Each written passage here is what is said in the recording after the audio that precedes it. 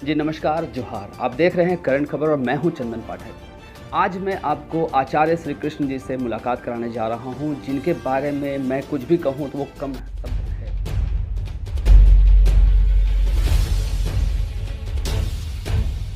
अगर मैं इनकी बात करूं तो इनकी भविष्यवाणी राज्य से लेकर केंद्र सरकार के कई मंत्रीगण इनसे लाभान्वित हो चुके हैं। इनके आशीर्वाद प्राप्त करने के बाद कई लोगों का भविष्य सुधर चुका है। हम सीधे तौर से जान के और बात करने की कोशिश करते हैं आचार्य श्री कृष्ण जी से। सबसे पहले कृष्णा जी, आपका स्वागत है हमारे चैनल में।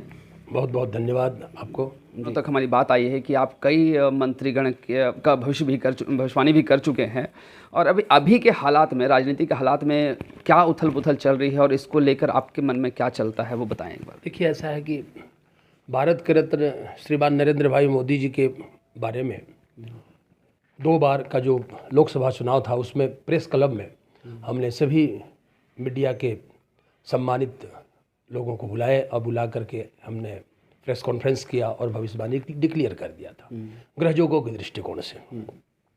और गुजरात में भी बीजेपी की सरकार बन रही, ऐसी संभावनाएं ज्योतिषीय दृष्टिकोण में है। योगी जी के, मोदी जी के और श्रीमान नरेंद्र भाई मोदी जी के साथ अमित शाह जी के और अन्य लोगों के ग्रहों के आधार पर।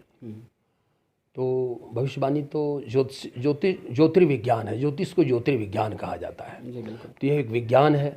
जितना व्यक्ति नॉलेजेबल होगा, जितना अध्ययन करेगा, जिस तरह से समुद्र में जितना गोता लगाएंगे, उसी तरह से आपको कई रत्न मिलेंगे। सब अभी हाल ही के दिनों में रांची के कोई ब्राह्मण आचार्य जी भविष्यवाणी किए थे कि जिस दिन आपका चंद्र ग्रहण लग रहा था, उस दिन ये स्थिरता बन रही थी कि हेमंत सोरेन की सरकार गिर जाएगी।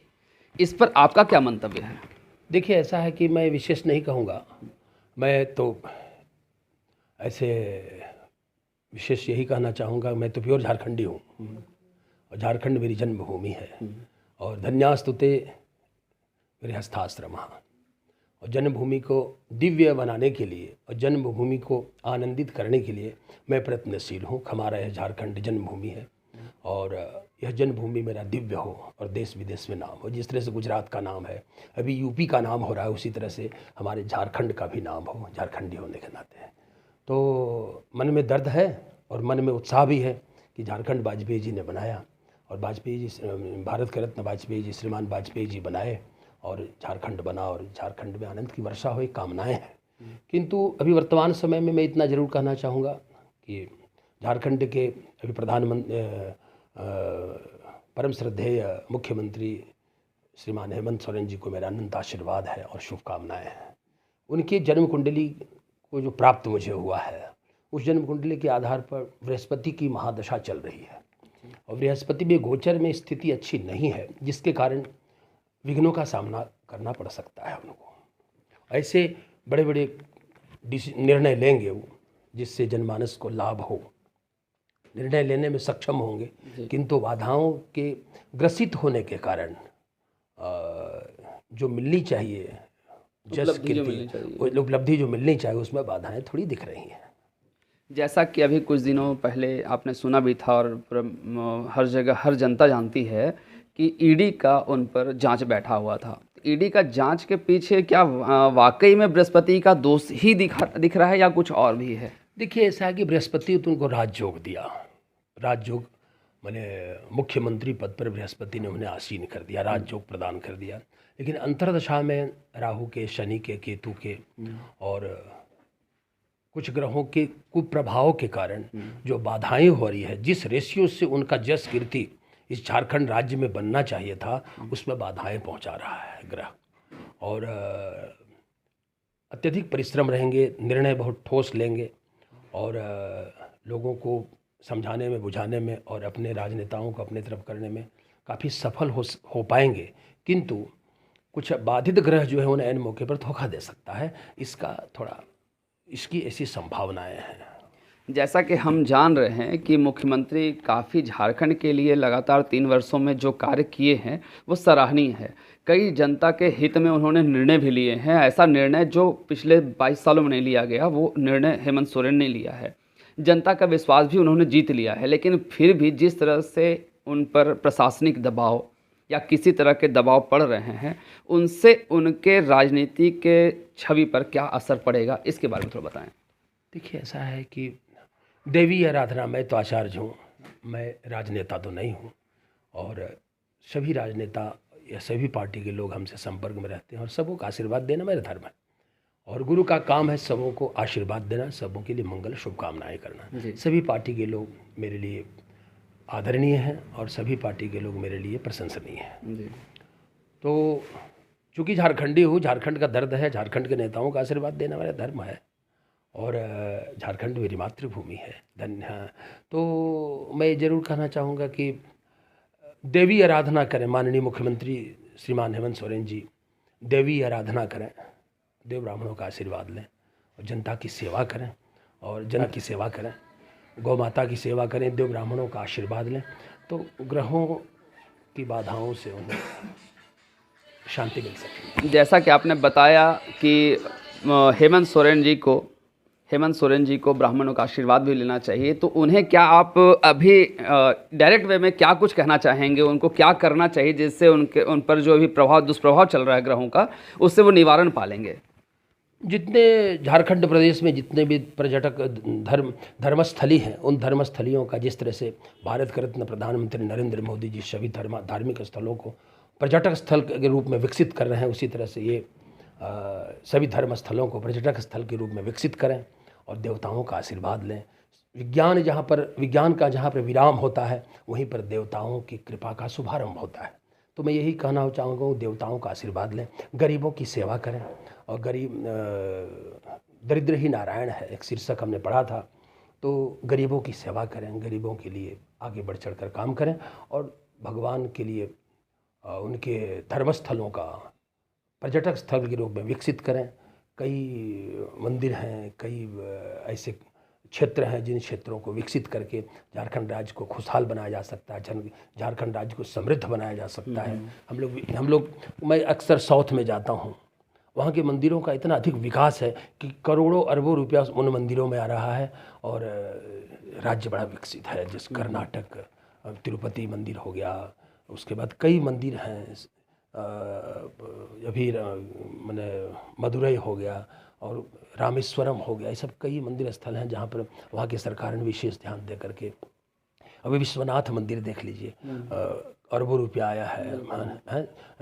अयोध्या के राम मंदिर का दरबार सज रहा है, पूरे विश्व से लोग वहाँ पहुँचेंगे तो रोजगार मिलेगा लोगों को और विकास की गति बढ़ेगी। उसी तरह से परम प्रिय और परम श्रद्धेय हेमंत सोरेन जी को मैं जरूर, माननीय मुख्यमंत्री जी को मैं जरूर कहना चाहूँगा कि वो धर्म का विकास करें और धार्मिक स्थलों को पर्यटक स्थल के रूप में विकसित करके देव ब्राह्मणों का आशीर्वाद लें, गौ माता की रक्षा करें। तो मैं उम्मीद करता हूँ कि ग्रह बाधाएं दूर होगी। और बृहस्पति देवताओं के गुरु हैं, देवताओं के गुरु बृहस्पति में देव ब्राह्मणों की सेवा करना और देवस्थलों का विस्तार करना और उन पर ध्यान रखना उनके लिए बड़ा लाभदायक होगा और बड़ी कृपा होगी और बड़ा यशस्वी बन करके माननीय मुख्यमंत्री हेमंत सोरेन जी झारखंड राज्य में बढ़ेंगे आगे। बहुत बहुत धन्यवाद आचार्य कृष्ण जी। अब एक सवाल, अंतिम सवाल ये है कि जैसा कि सुनने में आया है कि रघुवर दास जो हैं आपके परम भक्त रहे हैं, तो ऐसी क्या आन पड़ी जिसे कारण से या कहीं ना कोई ब्राह्मणों को असंतुष्ट किए हैं कि क्या ग्रह दशा के कारण उनसे उनका सिंहासन छीन गया, मुख्यमंत्री पद से में नहीं है, इस पर आपकी क्या राय है? देखिए, ऐसा सबसे पहली बात तो मैं ये कहूँगा कि हर व्यक्ति के भाग्य में राजयोग अनवरत नहीं रहता, 10 वर्ष का। तो दशा की एक सीमाएं हैं, दशा का एक समय, एक अवधि है। मैं झारखंड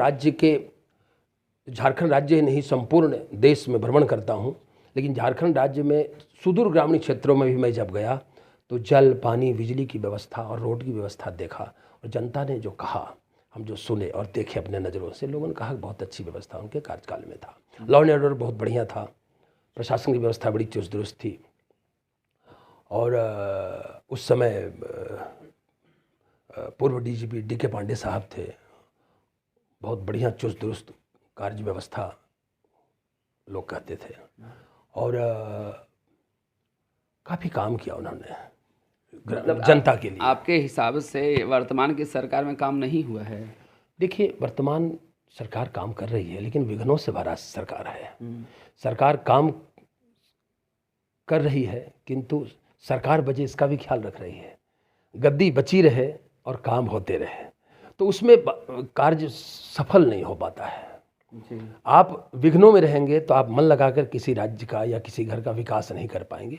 तो वर्तमान हेमंत बाबू के भाग्य में बाधाओं का दौर चल रहा है, तो बाधाओं के दौर होने से वो जो खुलकर जितना काम करना चाहते थे उतना काम नहीं हो पा रहा है। बाधाओं से माने बाधाओं के साथ उनकी सरकार चल रही है। मतलब अगर हम आपके हिसाब से बात करें तो जो मुख्यमंत्री ने जो अपना खनिज संपदा का मामला उनके पास आया था, जो उन्होंने पत्थर खदान लीज ले लिया था, ये ग्रह दशा के कारण लिया था या फिर अपने लोभ लालच के कारण लिया था? ऐसा क्या लगता है? देखिए, ऐसा है कि मैं ये जरूर कहूँगा, ग्रह दशा मानव जीवन पर ग्रहों का बहुत बड़ा प्रभाव है। जब ग्रह दशा विपरीत आता है तो व्यक्ति विपरीत निर्णय लेता है, ठीक है ना। उसकी बुद्धि उसी अनुकूल हो जाती है। चाहे ABCD कोई भी व्यक्ति हो, किसी भी व्यक्ति को ग्रह दशा बाधित करता है जीवन में। और कर्मण्येवाधिकारस्थे मा फलेषु कदाचन, शास्त्र कहता है कि ग्रह दशाओं को निवारण के लिए अत्यधिक परिश्रम करना चाहिए और परिश्रम करने के बाद भगवान का आश्रय लेना चाहिए। तो अभी तो मैं देखा कि विश्वनाथ मंदिर गए थे माननीय हेमंत सोरेन जी, मुख्यमंत्री जी, और बाबा धाम भी गए थे, देखने को मिला, पेपरों में पढ़ा। और क्या कहते हैं, और कई जगह गए थे तो बड़ा खुशी हुई। धर्मस्थलों का, भगवान का आश्रय, सनातन धर्मावलंबी हैं, हिंदू हैं, इसके नाते मन में तो अच्छी बात है, खुशी लगता है देख करके। और हिंदू होना गर्व की बात है ना।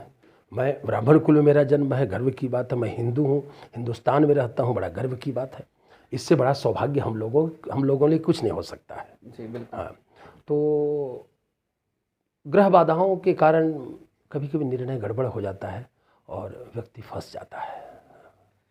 अभी हमारे साथ आचार्य कृष्ण जी थे, जिनको आपने सुना, और इन्होंने साफ और स्पष्ट शब्दों में कहा कि ग्रह दोष के कारण लोग गलत निर्णय ले लेते हैं। इसी पेच में फंसे हैं मुख्यमंत्री हेमंत सोरेन। उन्होंने भी ग्रह दशा के कारण गलत निर्णय ले लिए, जिससे जनता उन्हें समर्थन कर तो रही है, लेकिन प्रशासनिक दबाव के कारण वो अच्छे से निर्णय नहीं ले पा रहे हैं।